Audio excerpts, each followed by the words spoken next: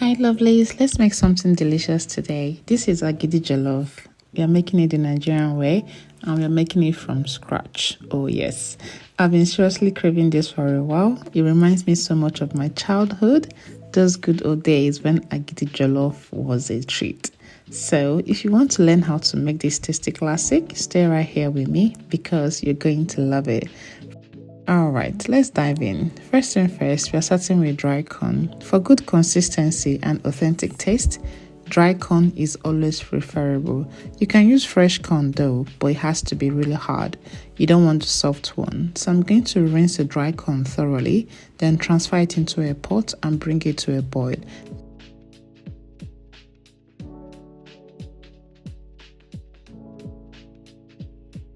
Now, we're not cooking it here. The boiling helps soften the corn just a little bit and makes it easier to blend.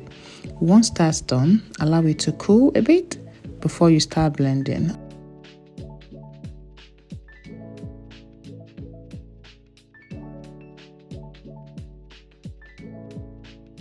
I'm using a strong blender.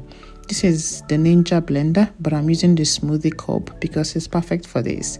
So depending on the blender you're using, you can decide to blend the corn in batches so that you could get a nice and smooth paste.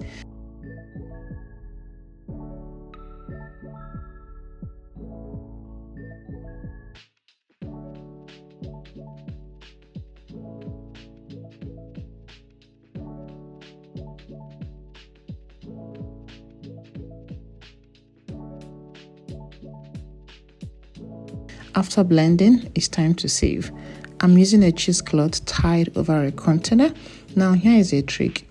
Press the cloth down a little just so that you create a dip. This way, when you pour your blended corn, it doesn't spill over. Pour and use your hand to press and extract that smooth liquid bit by bit.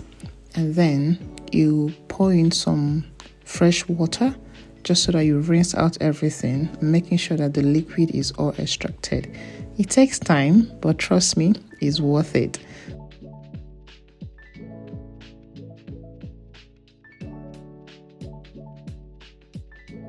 Once done, set it aside and allow it to settle. You want the starch to drop to the bottom while the water rises to the top. Next up, we are prepping the meat. I'm using brisket bone because honestly, that's where the flavor lies.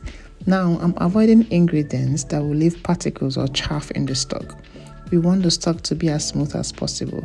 But if you have stock that have particles or chaff, all you can do is to take your meat out and then use a sieve to sieve out the stock, and then you get something smooth. So instead of adding chopped tomatoes and onions directly, I'm blending everything: red onion, green onion, and scotch bonnet. Blend till smooth and then pour into your meat. Season with cubes and salt. Stir and allow it to cook.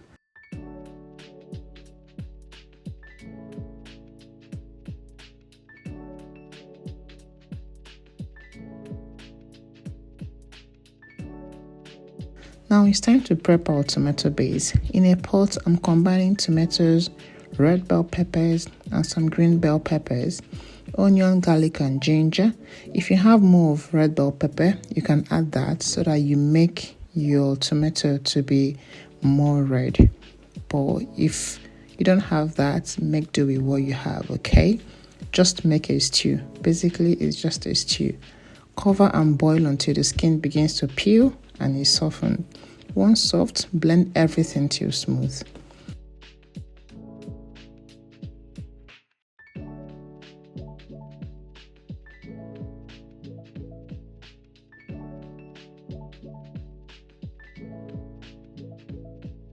Now in a hot pan, pour some olive oil and add the tomato mix. Cover and allow to simmer till the water dries out and you start to see oil rising. Yes, that's what we want. Then go on and add your cooked meat along with the stock and let that cook all together beautifully. You want to allow everything to marry together.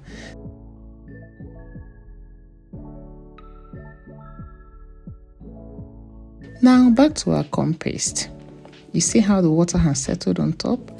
Gently scoop that out. You don't want that. What you need is a thick paste at the bottom.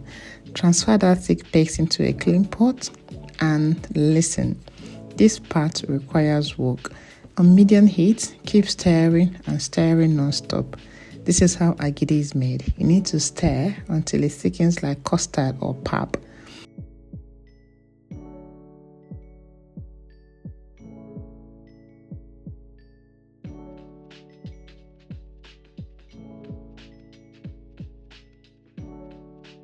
And to check if it's ready, scoop a bit into a cold water. If it sets and firms up, your agidi is ready. If you've got an ice water, it's even better.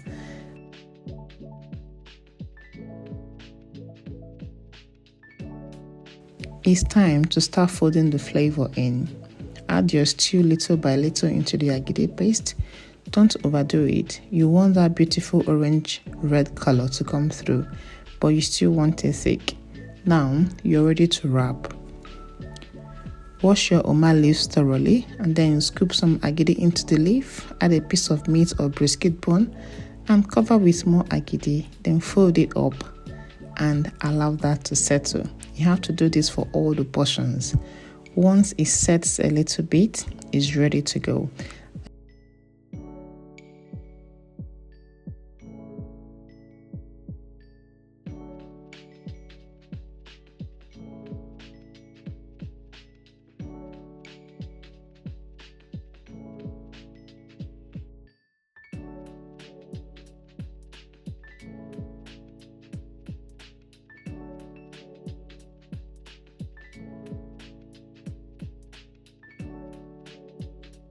Agidi jollof is best enjoyed warm and not cold. And look at that texture.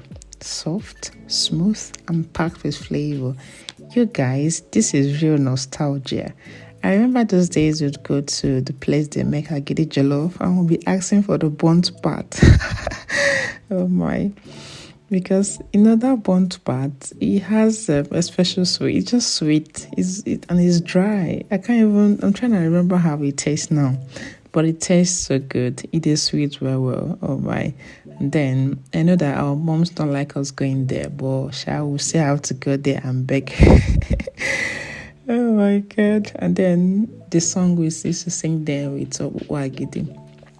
Wagidi, onyericha omicha. This is just real memories. Like, I'm just, it's just taking me down memory lane.